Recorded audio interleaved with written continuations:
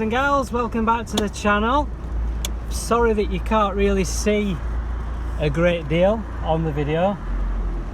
That's because it's 7:15 at night and I'm just driving home in my freshly MOT'd Trevor, my Vauxhall Frontera.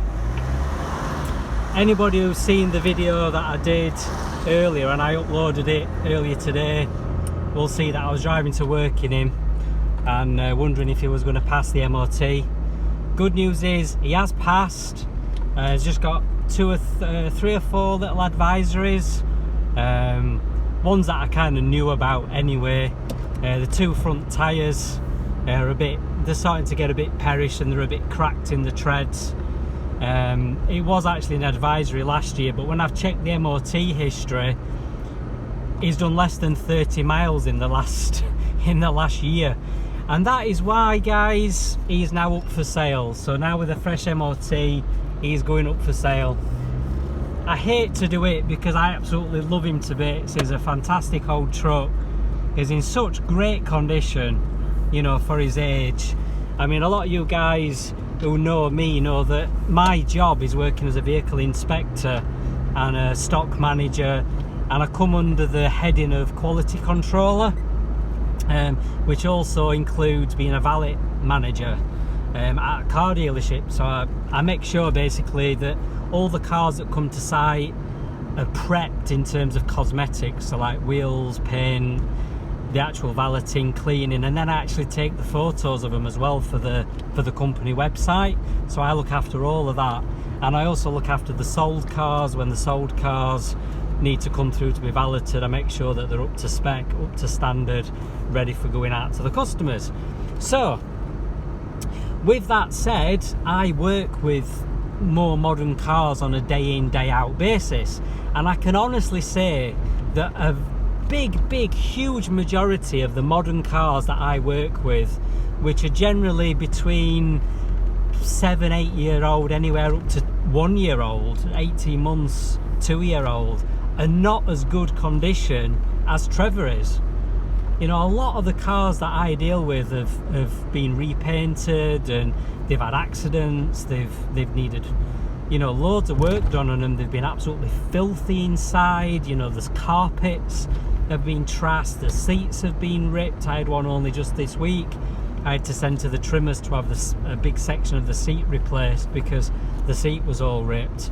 And this is what I'm saying, you know, Trevor is 24-year-old, but he is genuinely in better condition than many cars which are only 2, 3, 4, 5 year old. I mean, granted, he's only done just over 42,000 miles. The mileage, as I'm recording this now, 42,306 miles. He's had 2 owners from new, me being the third. The original owner for the first 6 months was actually Vauxhall themselves, so I presume that it was registered as like a company demonstrator, something like that. For the first 6 months, they were probably owned by somebody who worked for Vauxhall at the head office in Luton, because it was actually registered to Vauxhall. It actually said Vauxhall Motors Limited on the V5. It was then owned by a private owner right through until 2015, and he only did about 1,500 miles a year. Some years less than 1,000 miles. If you check back on the MOT history, it's all there, you can see it quite clearly. And then I bought him, I think it was 2015, 2016. I'd have to double check, it was something like that. And I've owned him ever since, but in all that time, I've only had him on the road consistently for 1 year. And I used him as one of my daily drivers. When I had my Vectra GSI on the road as well, and I had my Astra Bertone convertible on the road, and I switched between the three. I had all three on the road at the same time, and then 1 year he failed his MOT on brake pipes, and I knew it was going to be quite a big job, so I took him off the road to do it. And several years on, he never went back on the road until this time last year. I got him MOT'd, and with the intention of selling him, but a year later I've still not sold him. The reason for that being is I wanted to get some cosmetic work done on him first before putting him up for sale. But the cosmetic work and everything took me a lot longer to sort than I'd envisaged when I can speak. It took me a lot longer to sort than I thought it was gonna do. I got the brake pipes done, I got replacement fuel pipes, and brake ferrules needed replacing, so obviously replaced the fuel hoses, the rubber hoses, so a ball joint and various other things. So I've done a lot of work on him. I've cleaned up all the rust off the chassis, because the chassis was covered in surface rust which was all flaking off, so I've chiselled all that off and I've painted it all up and coated it in wax oil.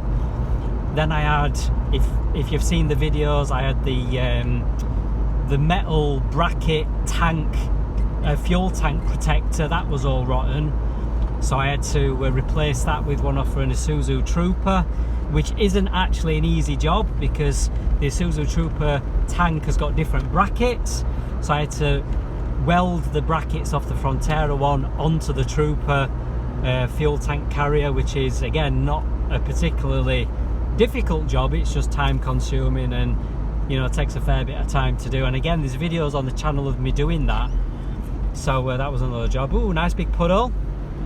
Woohoo, that's good fun. Yeah, we've had a lot of bad rain today, so it's quite fun that I got to do that on this video. So yeah, the advisories, the two front tyres, there's a very little tiny hole in the rear exhaust pipe after the back box, so where it goes from the back box towards the tailpipe, there's a little hole in it, which is something I did mean to do, but I totally forgot to do it. And then the other advisory was the handbrake at one side just binding ever so slightly, but to be honest, doing less than 30 miles in 12 months is obviously not good for things like your brakes. So I think once he's driven and used, and you know, the handbrake's put on and off a few times and everything else, that's an issue that will rectify itself. So I'm not worried about that. I don't think that'll be an issue. So anyway, cutting to the chase, I'm putting him up for sale. Now, in terms of price, I've had friends tell me that it could be worth anywhere up to 3,700 quid, something like that. You know, one of my mates, Barry, said, why don't you put it up at 3,795? I had another friend saying, oh yeah, at least 3.5. Another friend saying maybe 3.3, with the intention of getting just over 3 grand. So I don't know, I'm not entirely sure what price to value him at. I mean, I do know that an A-Series Sport with only 33,000 miles sold for 6 grand, but that was an absolutely mint condition. Well, as far as I know, it was an absolutely mint condition car. I'll be open and honest, Trevor's not mint. He would really benefit from a good buff. He is Vauxhall Racing Pink, as I like to call him. He does buff up beautifully, and it does look really nice on the photos that I've done, but when you get up close you can see that it would definitely benefit from a full buff. I did want to get him fully buffed, but I've just not had time, and the problem is, because I've only had a limited time to be able to get him to work for the MOT today, my valeter, who's really good at buffing, well, I've got 2 valeters really good at buffing, they've both just been too busy to be able to do it today at work, and I can't really take them off the jobs to do things for me, because obviously that's a bit naughty, isn't it, taking them off the job that they paid for to buff the car for me. If I get chance to buff him between now and when he gets sold, then I might have a go at doing it. I have given him another polish over by hand, so he's looking a lot nicer. He's nicely waxed, the water is nicely beading off him. I mean, I'm driving home tonight and it you know, the car's wet from the rain, and he's nicely waxed and protected, but he is definitely a little bit dull in places, and would really absolutely pop and shine and really benefit from a proper mop, a proper a proper full, you know, 2, 3, maybe even a 4-stage proper buff, it would come up absolutely mint, would come up beautifully. There are some little bits of paintwork that needs sorting. There's a little bit of bubble of rust on the driver's front wing. There is a couple of bits that I have welded in the past. The back end of the sills at both sides I did weld, because the water runs through from the sunroof drains and it rots the sunroof, so it rots the sills out from the inside out. So again, there's videos on my channel. I think I put videos on, I'll have to double check. But yeah, so the back end of the sills have been welded both sides. Trying to think what else I've done. Both front ball joints, lower ball joints have been replaced in the last couple of years, or last 3-4 years. One was done last year or the year before, or the year before that. I can't remember now, I lose track of time. It had new anti-roll bar bushers at the front, which I replaced with poly ones. I've repainted the wheels about 3 times. They are steel wheels, and to be honest, they could really do with being shot blasted and powder coated properly, but it's up to whoever buys him. Whoever buys him might decide to fit alloys or big chunky off-road tyres. I've decided, like I said earlier, I'm not going to bother replacing the tyres. I'm going to leave the tyres to whoever buys him, and then they can decide if they want to put chunky off-road tyres on and change the wheels and whatever else. It's up to whoever buys him. I would like him to go to a proper enthusiast. I mean, to be honest, because he's in such great condition inside and out, generally speaking, I'd love him to actually be kept standard and be kept as a bit of a museum piece, if anything. I mean, if I was going to keep him, if I had the means to do it, I would take the body off of the chassis. I would have the chassis completely shot blasted, and I'd have it powder coated in lovely black, not gloss black, but like a satin black finish, properly powder coated. I'd have all the suspension shot blasted and powder coated. You know, he really is that good a base that I think he really does deserve to be kept as a show vehicle, rather than just bought by somebody who's just going to use him, abuse him and end up trashing him.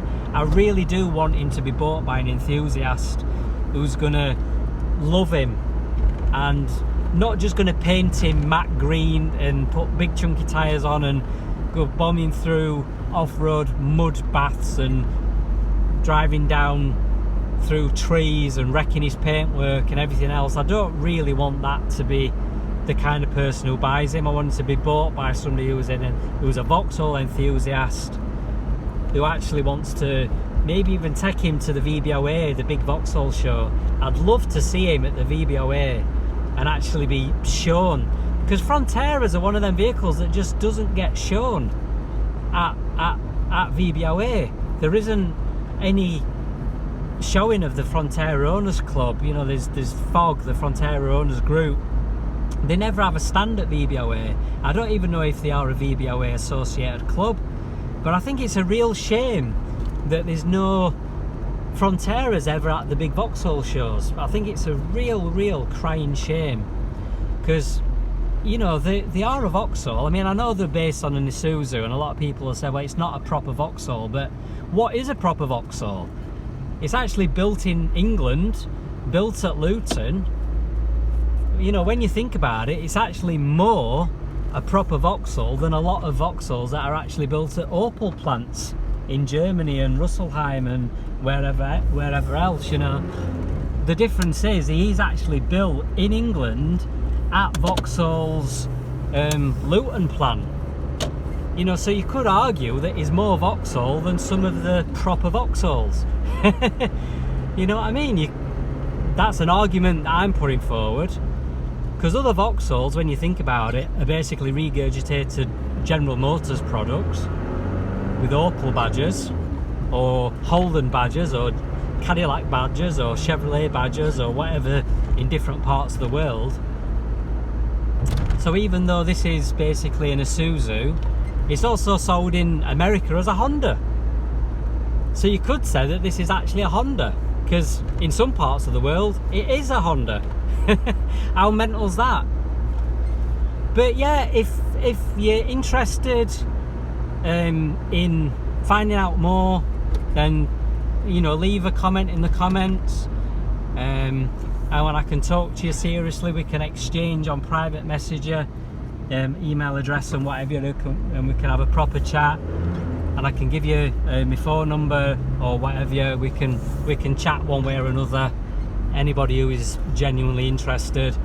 In terms of price, like I say, I'm thinking somewhere, as a ballpark figure, 3.5 grand as something to base it on, there or thereabouts. I mean, that is obviously open to negotiation, because he does obviously need the tyres.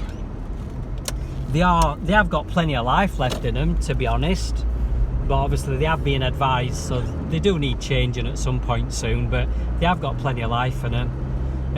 If I'm honest, it could probably do with the tracking sorting. The steering wheel is off a little bit to the right, but that might be from when I've had the suspension to bits when I did one of the ball joints.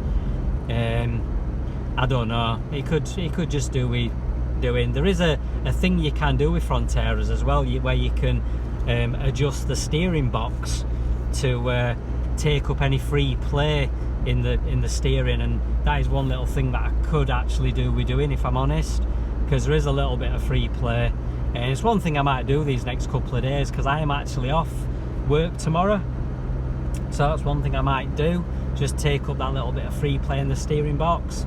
The radiator grille, if I'm honest, could probably do with repainting the front grille surround.